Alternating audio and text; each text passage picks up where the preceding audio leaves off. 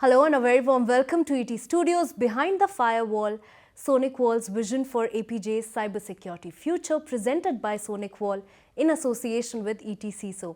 I'm your host Himanshi Tiwari. Now today for this very special episode, we're joined in by Bob VanKirk, who is the President and CEO at SonicWall, and Debasish Mukherjee, who is the Vice President and Regional Sales APAC at SonicWall.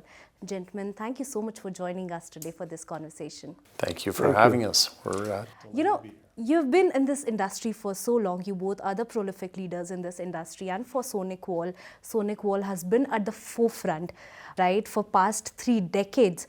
Now you've been protecting businesses and not only protecting them, but also proactively safeguarding the businesses across the globe, right? So to start with, we are not starting with the hard stuff, just an icebreaker. Like, what is that one cybersecurity myth that you want people should stop believing? We'll start with you, Bob. I think the biggest point is providing a solution for cybersecurity is not about a product. It's not just about technology. It's about process. It's about people. And increasingly, where the threats are going, it really requires much more than a technology solution to truly safeguard companies, partners, enterprises, governments globally. Okay.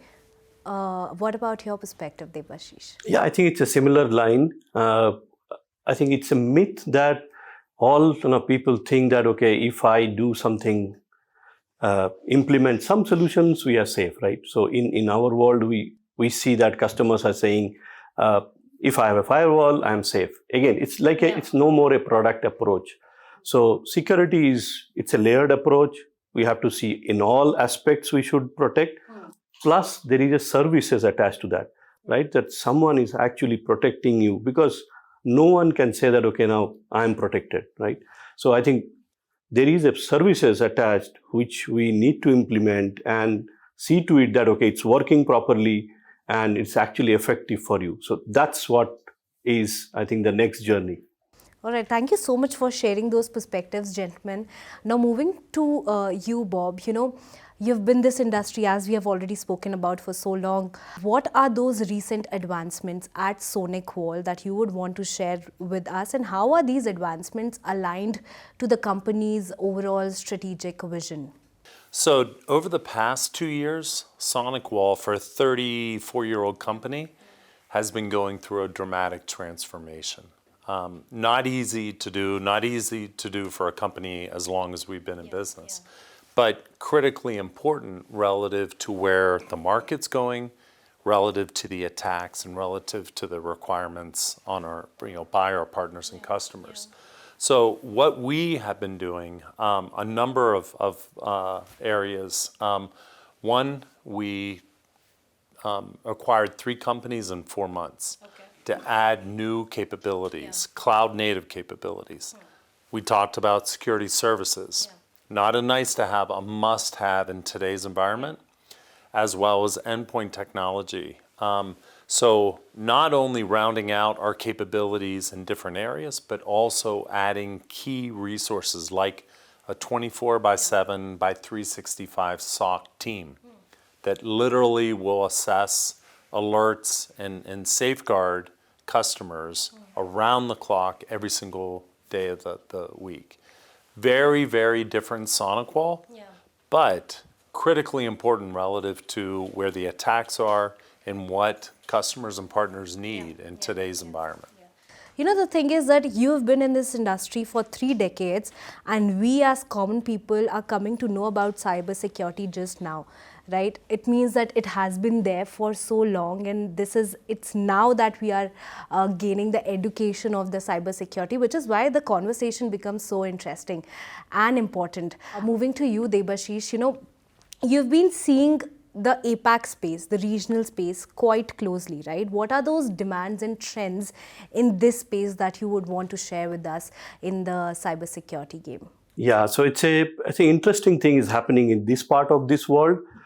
We are, gaining momentum, but I think at a much faster pace than probably the developed world, right? The other side of the world.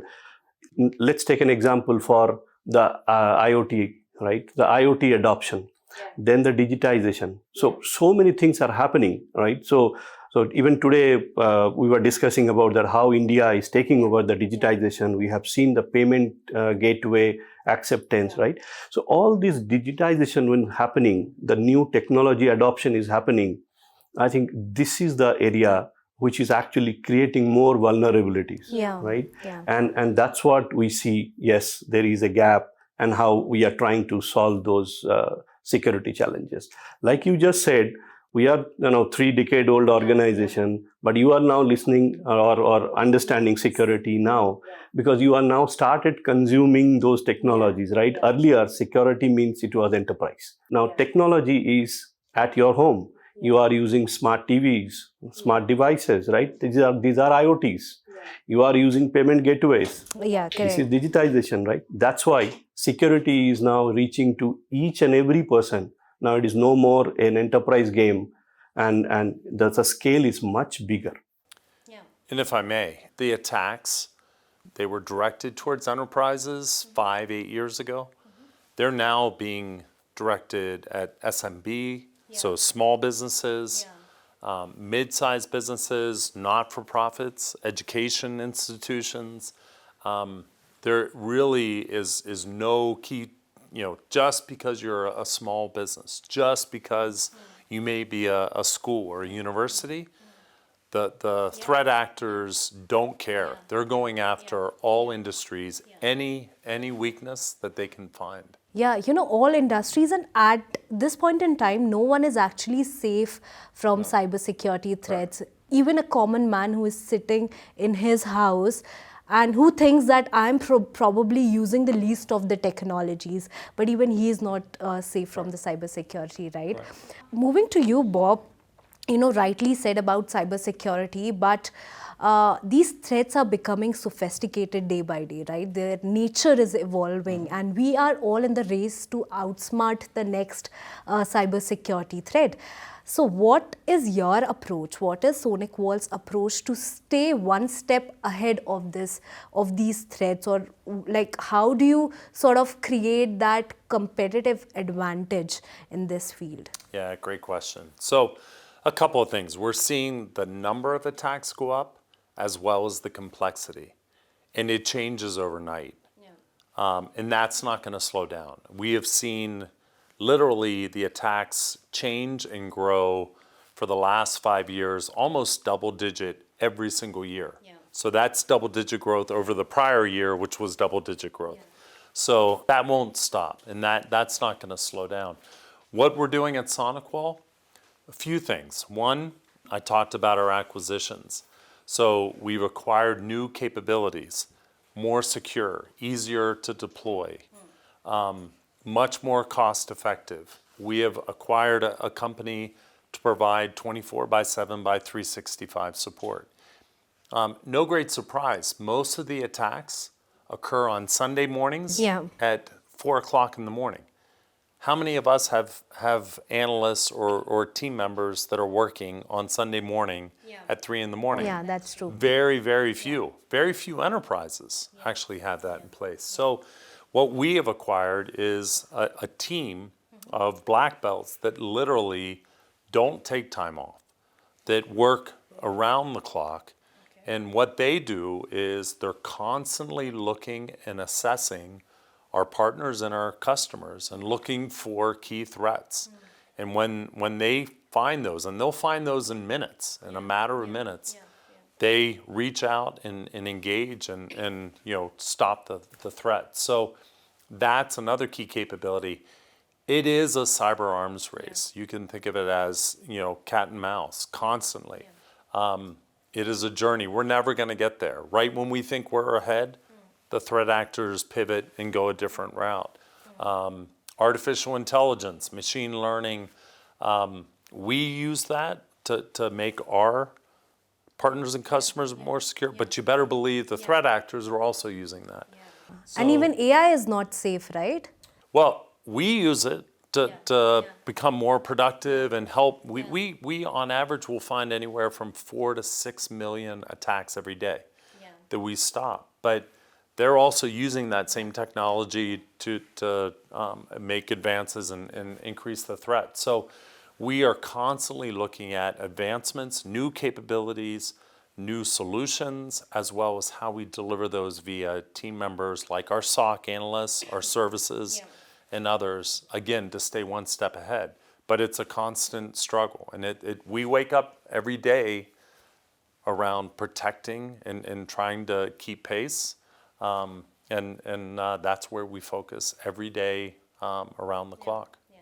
No, thank you for sharing that perspective. And you've also spoken about how even the local businesses or small businesses get affected because of such cybersecurity threats.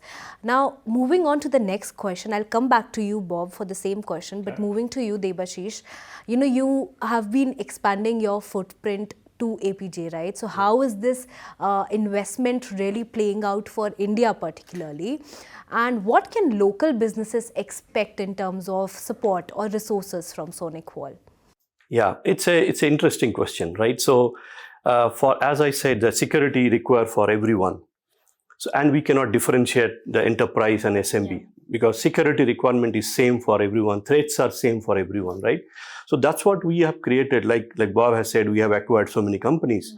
We have created these offerings in a consumption model, so that you don't have to invest. If you are a small SMB customer, you don't have to invest in entire gamut of security products. Even if you have money, you cannot invest in so much of technologies. Plus the manpower. Like we are monitoring 24/7 with the expertise, right? So all these things we are creating and we are offering as a consumption-based model. So that can be used by any customer. And that is what we are offering through our managed security partners. And that is the new phase for the organization. And we see in our region, which is a great intake, a lot of excitement. Partners are ready, customers are asking for that. The reason is because we are hearing from both sides, right? Customer and partner. So customers' pain point is now so much of product, so complex, which one I should buy, and even if I buy, am I safe? Right? Similarly, partners are similarly confused, right? So which one I should sell so that my customers are safe? Here is in between SonicWall, but we have a technology, you have expertise. Let's create services through our managed services offering, and let's offer to the all type of customers. Yeah, bridging that gap. Exactly. Right. Thank you so much, Debashish, for that perspective. Now, Bob, I should have said this before actually starting with the questions, but welcome to India. Right. But It's great to be here. Yeah. So what made you come to India in terms of like you're expanding your footprints to APJ, right? And you are considering India as a very big market for you, right? So what made you come to India? Well, so I've always been in any role, I try to get out as close as I can to the customer and the partner. APJ continues to be a key valued region for us at SonicWall. And very, very important to us. India is very important to us, growing at a rapid pace, one of our best performing countries. Credit to Debashish and his team. So I'm honored to be here. It's a tremendous opportunity to hear firsthand from our partners. It's a tremendous opportunity to hear firsthand from customers relative to what we can do to better help, better secure them. This whole transformation has been built upon listening to our partners. What are their needs? What are their requirements? What are their pain points? And the better and the more effectively we do that, the better we will be as a company, providing the products, the solutions, the services for our partners. I mean, one key piece has been meeting our partners wherever they are on their journey so that we can complement them and help them on their journey. And being out here in person is the only way to really effectively understand and then implement those changes. Thank you for sharing that perspective, Bob. Debashish, you've been talking about bridging the gap, right? You touched upon what sort of gaps are there currently in the APJ market, especially in the Indian market. But if we want to delve into this more deeply, what are those gaps in the cybersecurity strategies of the companies that are in India, and how are you kind of filling or bridging that gap for them, like in detail? Yeah. So it's basically like, of course, there is a technology is evolving. So many companies are bringing new technologies. What we have seen is, of course, there is a multiple level of gaps.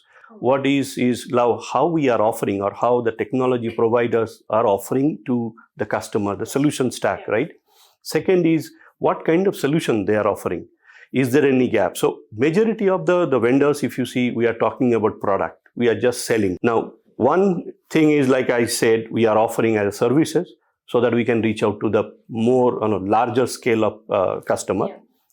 Then this is also solving another problem, because it's not only the consumption of the technology, there is a skill set gap, right? There is even if you have a technology, we do not have a sufficient ready skills available who can implement, monitor, manage. So all these things, I think it's a product and the skill set gap, which we are trying to bridge this with the MSP or managed security services. And that's what we are trying to achieve. All right. From your perspective, what is that gap? What is the gap that you see when it comes to the cybersecurity strategies in India? Well, I think over time, vendors have been arrogant and have required that partners and customers adopt everything they have. And you are going to standardize on SonicWall or another vendor's stack.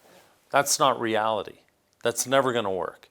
In today's environment, what is key is recognizing that partners will have a variety of capabilities. I mean, we won't have all the answers for cybersecurity.